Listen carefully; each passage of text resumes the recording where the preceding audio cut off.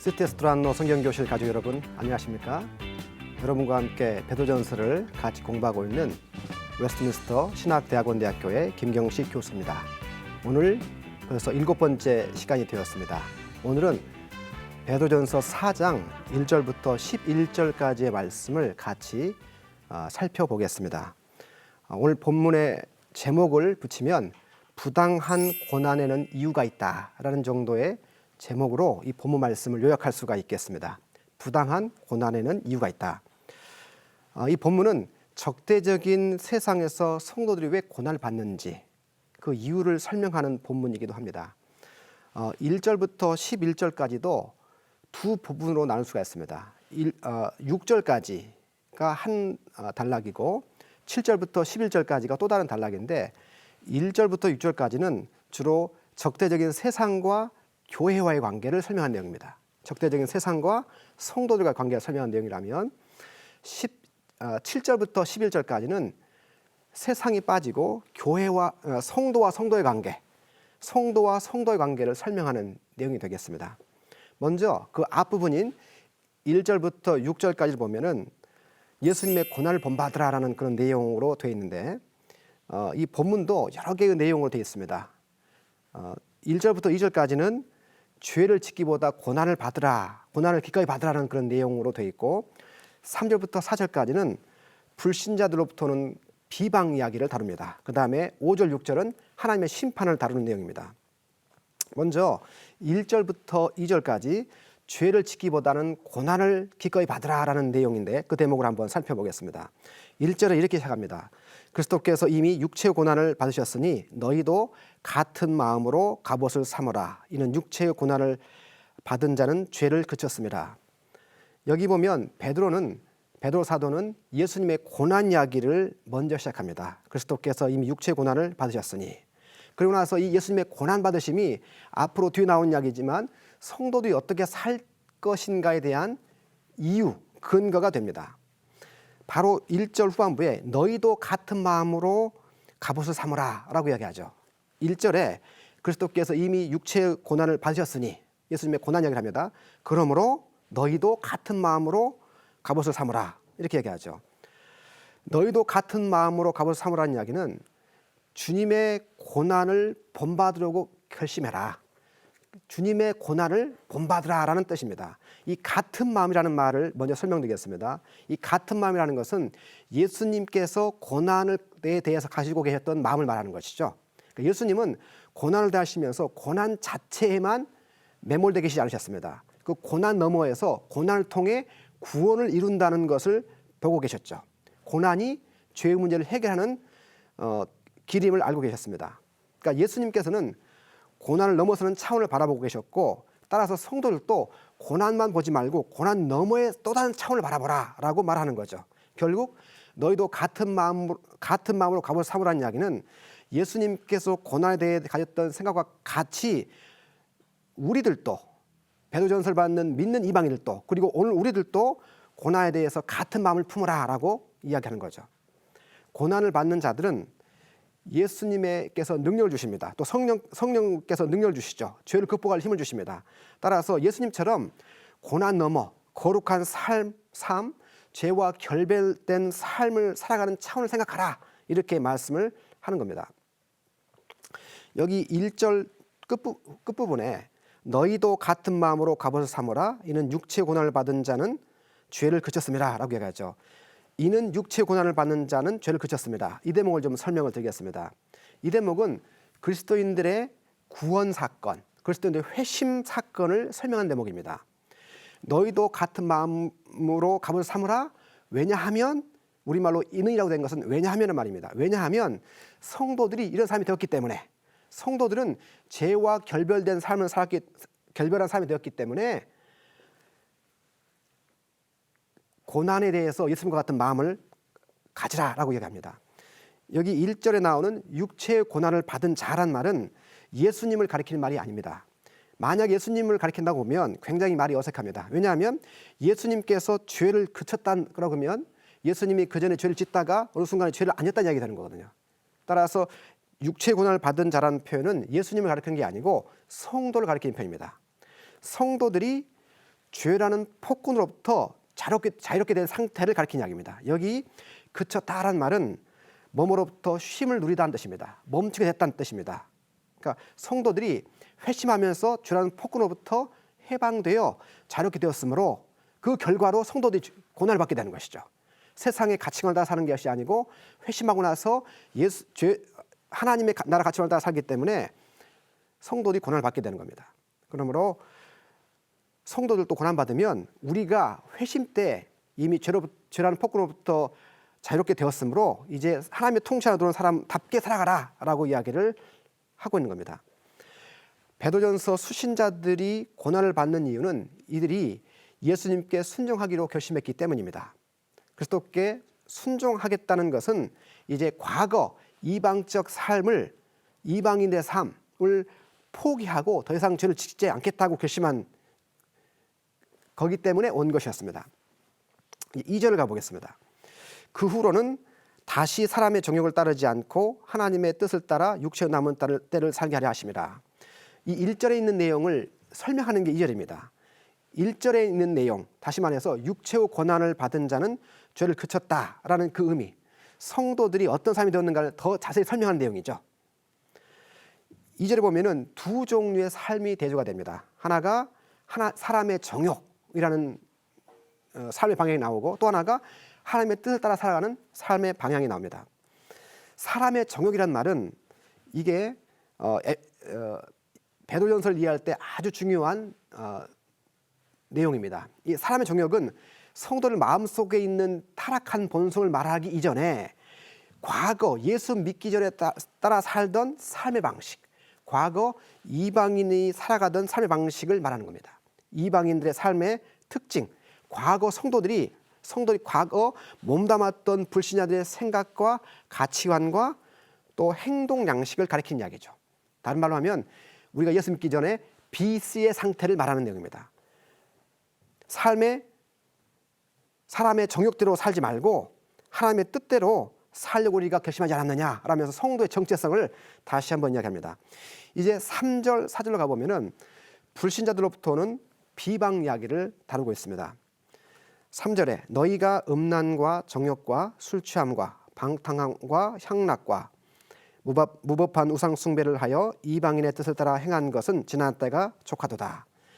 여기 보면 과거 예수 믿는 이방인들이 과거 살았던 삶의 특징들을 쭉 나열합니다. 이방 기독교인들이 과거 누리고 살았던 삶의 방식들을 쭉 설명하죠. 첫 번째가 성적 타락 이야기입니다. 3절에 보면 너희가 음란과 정욕은 성적 타락을 말하는 내용입니다. 음란은 당시의 도덕이나 당시에 용인되던 사회적 기준을 뛰어넘는 행동들을 가리키는 행동이 바로 음란입니다. 또 하나 정욕은 성적 욕망을 가리키는 이야기죠. 두 번째로, 첫 번째가 성적 타락 이야기였다면 두 번째가 무절제 이야기입니다. 무절제. 3절에 술 취함과 방탕과 향락과 이 세 가지가 무절제와 관련된 이야기입니다. 술 취함이란 말은 문자대로 번역하면 술 주정뱅이라는 뜻입니다. 술 주정뱅이. 그다음에 방탕이란 말은요, 당시에 디오니소스 축제에서 유래된 단어인데 도를 넘는 술잔치를 가리키는 이야기입니다. 마지막 향락이라는 말도 술잔치를 가리키는 이야기입니다. 그러니까 지금 술 취함, 방탕, 향락은 다 같이 술과 관련된 무절제 삶을 이야기하는 겁니다. 마지막 세 번째가 예배와 관련된 이야기입니다. 3절에 중간쯤 보시면 무법한 우상 숭배를 하여라고 이야기합니다. 여기는 잘못된 예배를 설명합니다. 특별히 이 무법한 우상 숭배라는 말은, 이 무법한이란 말은 역겹다는 뜻을 가지고 있습니다. 역겹다. 그러니까 우상 숭배와 관련된 부도덕한 행동들, 과거에는 고대 사회에서는 우상 숭배와 함께 항상 성적 타락이 함께 벌어졌습니다. 바로 그 부분을 가리키는 이야기입니다.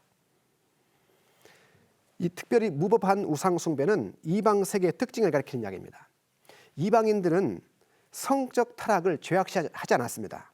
다만 이방인들이 금기시했던 건 뭐냐면 도를 넘지 마라, 지나친 정도로 성적 타락에 빠지지 마라라고 하면서 정도를 지나친 것을 경계했지 성적 타락 자체를 죄라고 보지 않았습니다. 그러나 베드로전서를 포함한 신약 성경은 성적 타락은 문화가 아니고 성적 타락은 죄다라고 분명히 가르치고 있습니다. 이제 4절부터 6절 가서 보시면 이방 기독교인들이 예수님을 믿고 또 말씀을 따라 살다 보니까 그것 때문에 생겨나는 주위에 있는 불신 이방인들의 그 반응을 보여주는 이야기가 4절, 5절, 6절 이야기입니다. 여기 보면 특별히 4절에 요약되어 있는데요. 이방인들이 보이는 반응, 첫 번째 4절이죠. 이러므로 너희가 그들과 함께 그런 극한 방탕에 다름질하지 아니하는 것을 그들이 이상히 여겨 비방한다고 합니다. 놀랍고 적개심을 갖고 있습니다. 이상히 여기고 비방합니다. 놀랄 뿐만 아니라 적개심을 갖게 되죠. 그 결과 6절 가서 보시면 이 사람들은 하나님의 심판을 받게 됩니다. 이를 위하여 죽은 자에게도 복음이 전파되었으니 이는 육체로는 사람으로 심판을 받으나 영으로는 하나님을 따라 살게 하려 함이라. 하나님의 심판을 이야기하는 거죠. 하나님의 앞에서 이들의 죄악이 다 낱낱이 폭로될 것이고 하나님이 그 죄악을 심판할 거다라고 이야기를 합니다. 다시 위로 올라가셔가지고 4절 가서 보시면 왜 이 불신자들이 믿는 이방인들 또 믿는 성도들을 비방하는가, 그 이유가 4절에 보면 나오죠. 너희가 그들과 함께 그런 극한 방탕에 다름질하지 아니하는 것을 이상히 여겨서 그렇다는 겁니다. 극한 방탕에 함께 동조하지 않기 때문에 불신자들이 기독교인을 비방하는 겁니다. 이 극한 방탕이라는 이야기는 문자적으로 번역하면 방탕의 홍수, 방탕의 물결이라는 뜻입니다. 그러니까 많은 사람들이 방탕이라는 물에서 다 물장난치고 있는데 성도들은 그쪽에서 장난치지 않는 거죠. 거기에서 빠져나와서 하나님의 뜻을 따라가는 삶을 삽니다. 그러니까 성도들은 방탕의 물결 속에서 이방인들과 함께 예수 안 믿는 모르는 사람들과 함께 다름질하지 않은 것을 보고서 기독교인을 비방하면서 저 사람들은 별종이구나 이렇게 이야기한다는 거죠. 이제 5절 6절로 가보겠습니다. 하나님의 심판을 이야기하는 본문입니다. 그들이 산자와 죽은 자를 심판하기로 예비하신 이에게 사실대로 직고하리라. 사실대로 고하리라. 최후 심판을 이야기합니다. 산자와 죽은 자는 모든 인간을 가리키는 이야기죠. 이 모든 자들이 하나님의 심판대 앞에 서서 자기가 행한 일을 직고한다고 이야기합니다.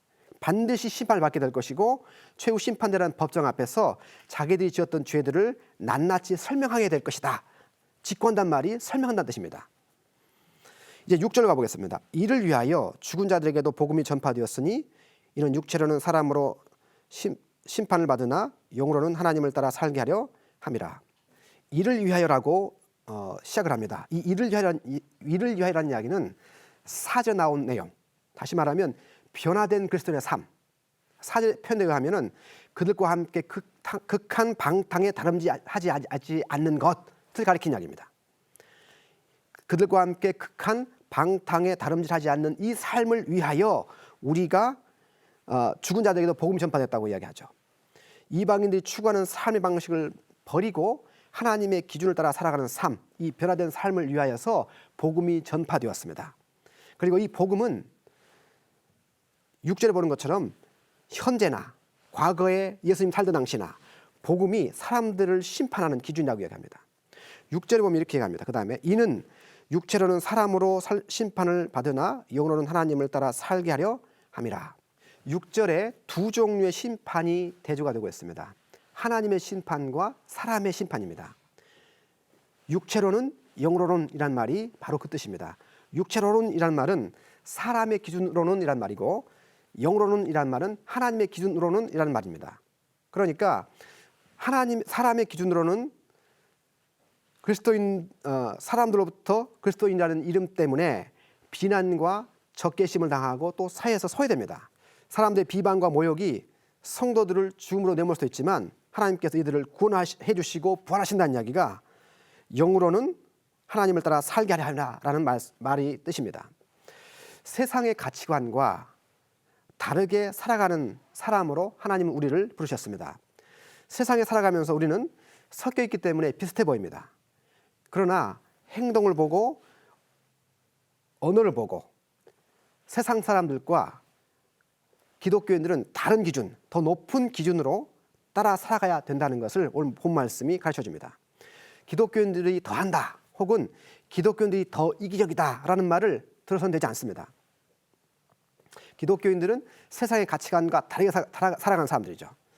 세상 사람들은 기독교인의 행동을 보면서 하나님 나라를 평가합니다. 세상의 가치관은 남들 하는 정도의 수준입니다. 그러나 우리 그리스도인들은 예수를 믿고 세례를 받는 순간부터 하나님을 향해 선한 양심을 갖기로 결심한 사람들이죠. 선한 양심을 가지고 살기로 결심한 사람들입니다. 따라서 세상과 다른 모습으로 살아가도록 부르심을 받은 사람이라는 것을 기억할 필요가 있습니다.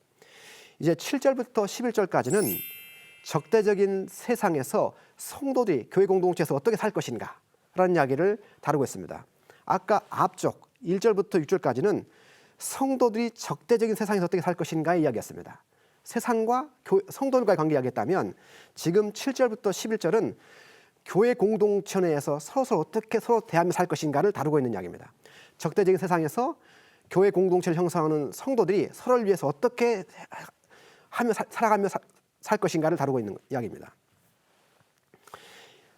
이 본문에 보면 8절에 이렇게 이야기합니다. 무엇보다도 뜨겁게 서로 사랑할지니, 서로란 말이 나오죠. 서로. 그 다음에 9절에도 서로 대접하기를 원망 없이 하고, 서로란 말이 또 등장합니다. 그 다음에 10절도 마찬가지입니다. 10절도 끝에 서로 봉사하라. 그러니까 지금 이 7절부터 11절까지는 교회 공동체 내에서 교회 밖의 외부 세상은 교회를 비방하고 욕하고 헐뜯지만 그런 상황에서 교회 공동체는 서로를 어떻게 대할 것인가를 다루고 있는 문맥이라 볼 수가 있습니다. 적대적인 세상에서 받는 고난을 뚫고 가도록 하나님은 교회를 세우셨습니다. 하나가 있으면 쉽게 무너지고 쉽게 포기할 줄 아셨기 때문에 하나님은 신앙 공동체인 교회를 우리에게 허락하시고 우리가 공격적이고 적대적인 세상에서 버틸 수 있도록 도우시고 계신 겁니다. 자, 이제 7절로 가보겠습니다. 만물의 마지막이 가까웠으니 그러므로 너희는 정신을 차리고 근신하여 깨어 기도하라.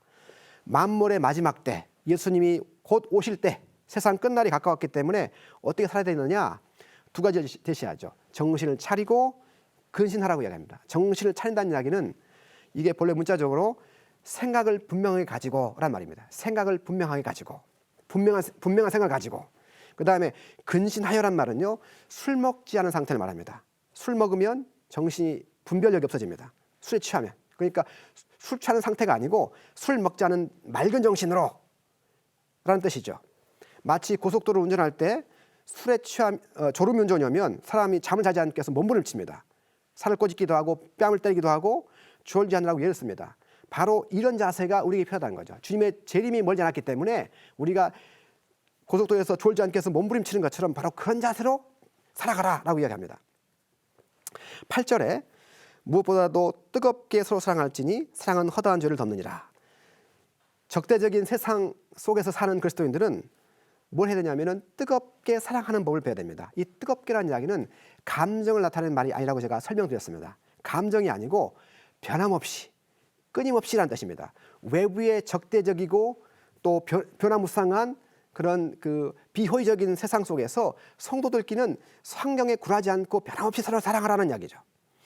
교회 공동체는 다른 지체들을 지탱해주고 지지해주는 신앙 공동체가 된다고 말씀하는 겁니다. 분열과 시기, 질투, 깔아뭉갰이 신앙 공동체의 특징이 아닙니다. 현재 우리가 섬기는 교회, 내가 소속된 교회는 다른 형제를 지지해주고 세워주고 서포트하는 공동체인가 돌아갈 필요가 있습니다.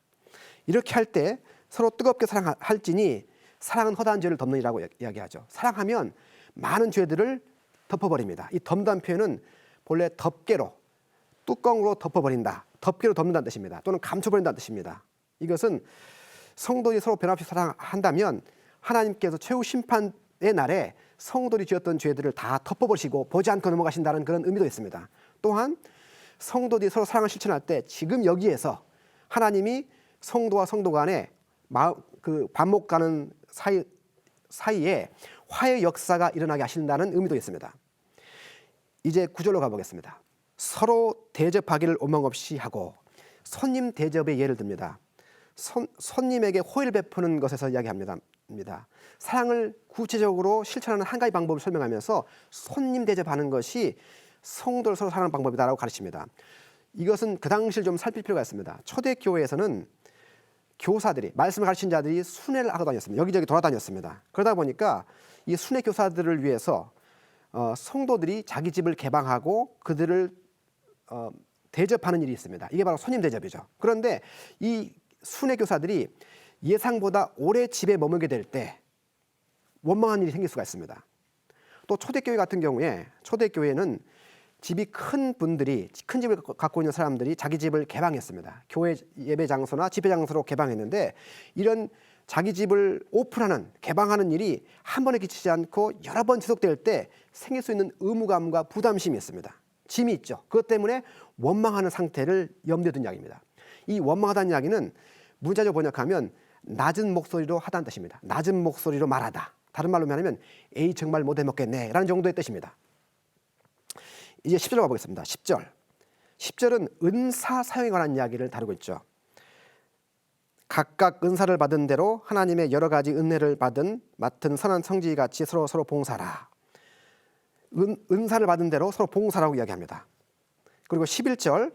만일 누가 말하려면 하나님의 말씀을 하는 것 같이 하고, 누가 봉사하려면 하나님이 공급하신 힘으로 하는 것 같이 하라. 여기 말하려면이라는 말은 일반적인 언어 생활을 말하는 것이 아니고 하나님의 말씀을 전파하는 설교자와 교사들에게 주는 교훈입니다. 이 말은 하나님이 성도들에게 주신 그냥 일반적인 언어 말을 하는 게 아니고, 설교자들이 하나님의 말씀을 전파할 때 어떻게 전파할지를 가르치는 이야기죠. 듣는 사람의 태도나 마음가짐에 초점이 있는 것이 아니고 하나님 말씀을 전하는 사람의 태도에 초점 맞추고 있습니다. 하나님 말씀을 전하려면 하나님이 주신 말씀처럼 전파하라고 가르칩니다. 그 다음에 봉사하려면 하나님이 공급하신 힘처럼 하라고 이야기합니다. 11절 중간쯤 나옵니다. 누가 봉사하려면 하나님이 공급하신 힘으로 하는 것 같이 하라. 여기서 이 봉사는 일반적인 봉사가 아닙니다. 교회에서 하는 섬김을 가리키는 이야기입니다. 자원봉사가 아니고 교회에서 하고 있는 사역을 가리키는 이야기죠. 교회에서 섬김과 봉사는 하나님이 주시는 힘으로 해야 되는 겁니다. 봉사 자체에는 매력이 있습니다. 사람들은 기본적으로 이기적이다 보니까 이타적인 행동을 하면서 보람을 느끼게 됩니다. 그러다 보니 우리들이 하는 봉사와 섬김을 우리 힘으로 하면서 하나님이 준 힘으로 한다고 착각할 때가 있습니다. 섬김과 봉사는 자기의 재력과 능력으로 하는 것이 아니라 섬길 수 있는 힘의 원천이 하나님이십니다. 하나님을 의식하면서 하나님이 주신 힘으로 하라고 이야기하는 거죠.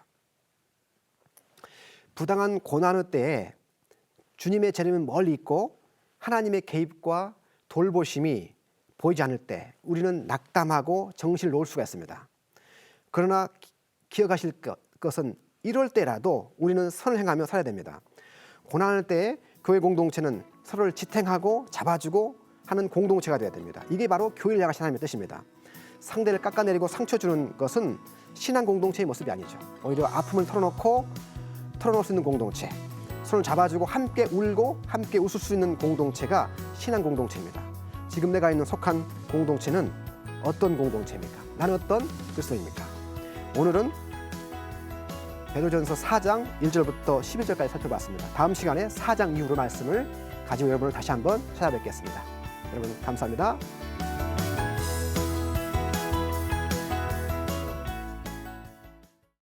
이 프로그램은 CTS 방송가족의 사랑과 후원으로 제작되었습니다. 후원전화 02-6333-1003번, ARS 060-808-1004번으로 전화주세요.